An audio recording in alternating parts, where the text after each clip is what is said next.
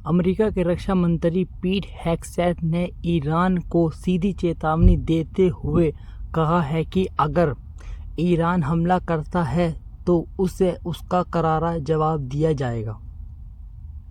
इससे पहले ईरान के परमाणु ठिकानों पर हमले के बाद अमेरिकी राष्ट्रपति डोनाल्ड ट्रंप ने इजराइल के प्रधानमंत्री बेंजामिन नेतन्याहू को फ़ोन किया था।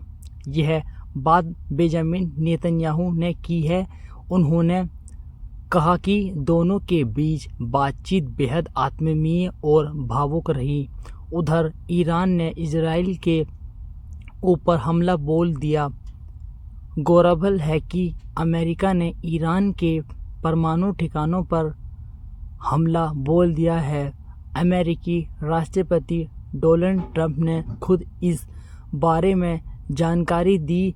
इसके बाद ट्रंप ने बयान जारी किया कि अगर ईरान के पलटवार के बारे में सोचा भी तो उसे अंजाम भुगतना पड़ेगा। वहीं इजरायली प्रधानमंत्री बेंजामिन नेतन्याहू ने अमेरिका और डोनाल्ड ट्रंप का शुक्रिया अदा किया है। इजरायली हमलों में 7 ईरानी रिजर्व गार्ड और 2 सैनिकों की मौत। Israel war.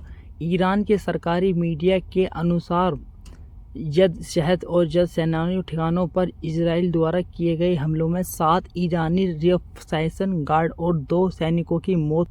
इस्लामिक सहयोग संगठन आईओसी ने रविवार को ऐलान किया कि यह एक मंत्री अंतर्राष्ट्रीय संपर्क समूह का गठन करेगा जो ईरान पर अमेरिका और इजराइल के हमलों के बाद पैदा हुआ तनाव को कम करने के लिए अंतर्राष्ट्रीय और क्षेत्रीय पक्षों से नियंत्रित बातचीत करेगा।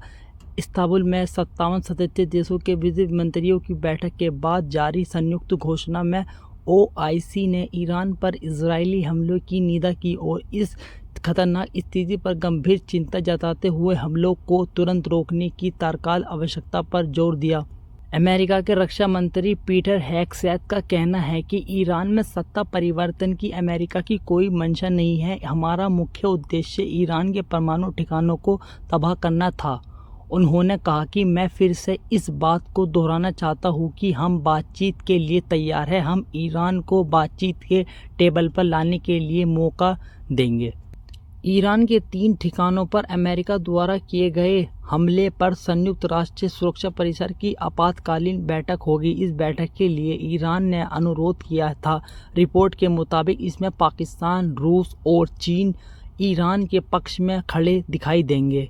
अमेरिका के उपराष्ट्रपति जे.डी. वैंस ने दावा किया है कि अमेरिका हमले की वजह से ईरान का परमाणु प्रोग्राम काफ़ी पीछे हो गया है। इन्होंने कहा कि हम इससे लंबा नहीं खींचना चाहते। अमेरिका की हमेशा से ही नीति रही है कि ईरान के पास परमाणु हथियार नहीं होना चाहिए और हम इस बात से सहमत हैं। ईरान और इजराइल के युद्ध के बीच अमेरिका की एंट्री ने क्षेत्रीय संकट को बढ़ा दिया है। ईरान की मीडिया के मुताबिक तेहरान ने दुनिया में कच्चे तेल के सबसे बड़े चौक प्राइवेट इंजन स्टैक को बंद करने का फैसला लिया है। ईरान के इस फैसले के बाद भारत समेत तमाम देशों की ईरान के ऊपर की गई एयर स्ट्राइक की जानकारी देते हुए अमेरिका रक्षा मंत्री ने कहा कि राष्ट्रपति ट्रंप ने अमेरिका के कई पूर्व उपराष्ट्रपति का सपना पूरा किया है। कई राष्ट्रपति ईरान के परमाणु कार्यक्रम को पूरा होने से रोकना चाहते थे।